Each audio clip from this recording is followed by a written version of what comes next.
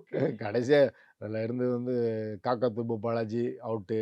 Okay. அ மாலைக்கண் செல்வம் அ இயற்கையாவே இறந்தாப்புல. அவர் திருந்தி வாழ்ந்து இறந்தாப்புல, மாலைக்கண் செல்வம். மார்னிங் சொல்லுங்க. ஆமா.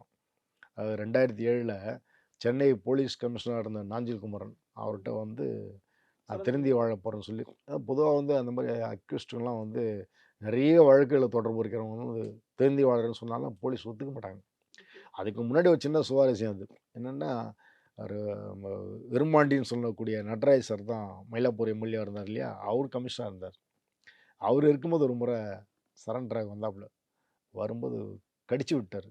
அ ஓ! சு சு கூட்டு வந்தவங்களையும் உள்ள இருந்த அவருடைய அ கமிஷனருக்கு எப்பவுமே ஒரு ஒரு உள்ள ஒரு அதிகாரி ஆளுங்க இருப்பாங்க. ஆர்டில இருப்பாங்க. 2வது அங்க வந்து எழுத்தர் மாரி ஒருத்தர் இருப்பாரு. அவர் தான் ரைட்டர். நேர்முக உதவியாளர். ம். அவர் வந்து இந்த மாரி சரண்டர் ஆகணும். அவன போய் லோக்கல் ஸ்டேஷன்ல போய் சரண்டர் ஆக சொல்லுங்க.